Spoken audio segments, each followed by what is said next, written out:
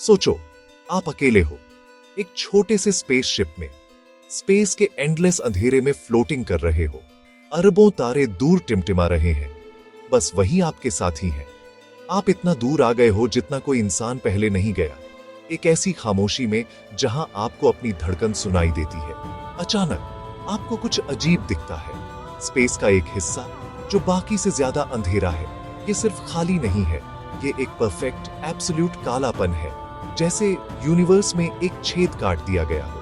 दूर की गैलेक्सी से रोशनी उसके किनारे से मुड़कर बिना किसी निशान के गायब हो जाती है। ये वो जगह है जहां रोशनी मरने जाती है, एक कॉस्मिक चोर जो तारों को चुरा लेता है। आप करीब जाते हो, क्यूरियोसिटी और डर के बीच लड़ाई चलती है।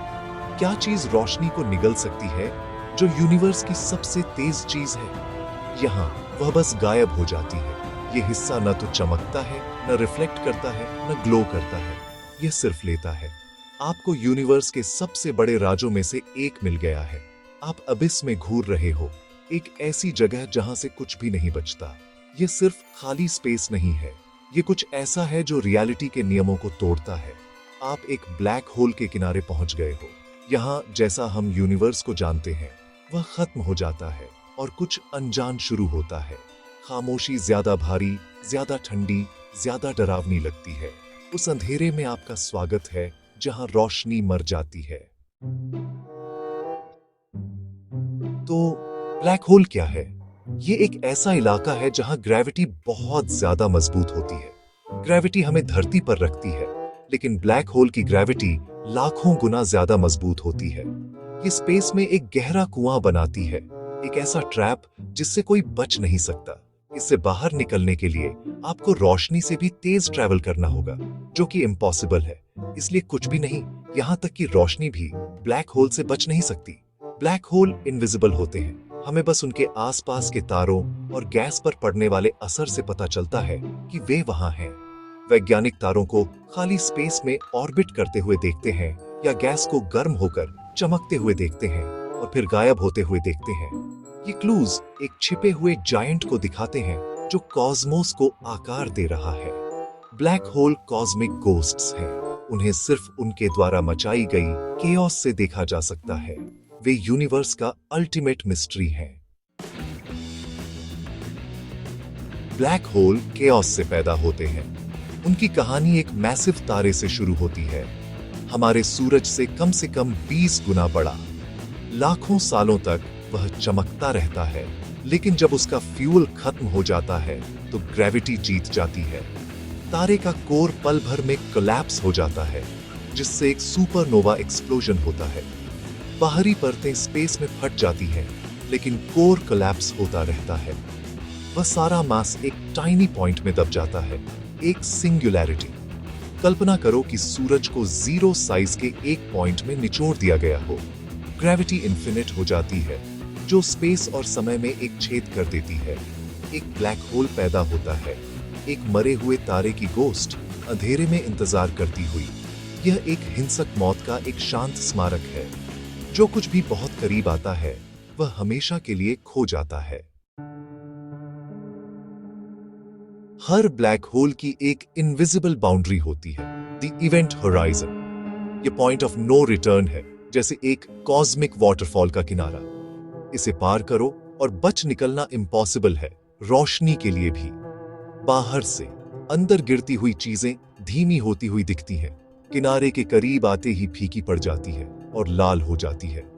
एक बाहरी ऑब्जर्वर के लिए वे समय में जमे हुए दिखते हैं, लेकिन खुद चीज के लिए इवेंट होराइजन को पार करना कुछ भी नहीं लगता। कोई चेतावनी नहीं होती, बस मिस्ट्री में एक शांत रास्ता। इस लाइन के पार यूनिवर्स पीछे छूट जाता है, एक सिंगल पॉइंट ऑफ लाइट में सिमट जाता है। Event horizon ultimate one way door है। जो कुछ भी इसमें से गुजरता है वह कॉस्मोस में खो जाता है। इसके पार क्या है? यह विज्ञान के सबसे बड़े रहस्यों में से एक है। इवेंट होराइजन के पार की यात्रा अननोन में एक छलांग है। क्या होगा अगर एक एस्ट्रोनॉट इवेंट होराइजन को पार कर जाए? शुरुआत में कुछ भी नहीं बदलता, लेकिन ब्लैक होल के करीब ग्रेविटी ज्यादा मजबूत हो जाती है। खींचने में अंतर एस्ट्रोनॉट को पैर पहले एक प्रक्रिया में खींचता है जिसे स्पैगेटिफिकेशन कहते हैं। वे पतले और पतले खींचते जाते हैं, एटम बाय एटम, जब तक वे मैटर की एक धारा नहीं बन जाते। यह धारा ब्लैक होल द्वारा निगले गए बाकी सब चीजों में मिल जाती है। सिंगुलैरिटी पर क्या होता है हमें नहीं पता। फिजिक्स टूट जाती है। क्या वे अस्तित्व से कुचल दिए जाते हैं या वे किसी दूसरे यूनिवर्स में चले जाते हैं? यह आखिरी अनुत्तरित सवाल है। कोई वापस आकर कहानी बताने के लिए नहीं आता।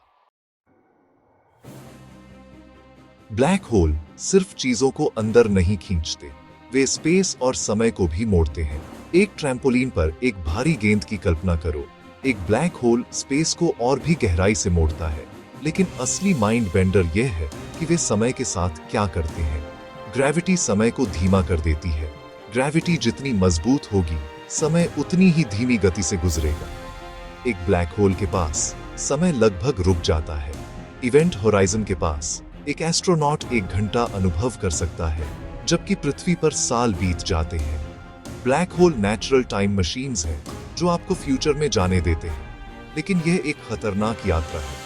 बहुत करीब जाओगे और आप स्पैगेटी में खींच जाओगे। वे वैज्ञानिकों और कहानीकारों दोनों को फैसिनेट करते हैं। ब्लैक होल रियलिटी की अल्टीमेट टेस्ट है। ब्लैक होल रेयर नहीं है, वे लगभग हर बड़ी गैलेक्सी के दिल में होते हैं। ये सुपर मैसिव ब्लैक होल है, सूरज से लाखों या अरबों गुना भारी। वे गैलेक्सीज को एंकर करते हैं, उनकी स्ट्रक्चर और एवोल्यूशन को आकार देते हैं। हमारी मिल्की वे में एक है सैजिटेरियस ए स्टार, जो 26,000 लाइट ईयर्स दूर छिपा हुआ है। हम इसे देख नहीं सकते, लेकिन हम इसके चारों ओर अविश्वसनीय गति से घूमते तारों को देखते हैं। ये जायंट्स कैसे बने? हम अभी भी जवाब ढूंढ रहे हैं। शायद वे छोटे ब्लैक होल से बढ़े या कोलैप्स होते गैस क्लाउड से बने। वे सिर्फ डिस्ट्रॉयर्स नहीं हैं, वे गैलेक्सीज बनाने में मदद करते हैं। ब्लैक होल कॉस्मिक आर्किटेक्ट्स और मिस्ट्रीज हैं। वे यूनिवर्स के बारे में वह सब कुछ चुनौती देते हैं जो हम जानते हैं। क्या आप अबिस में देखने की हिम्मत करेंगे?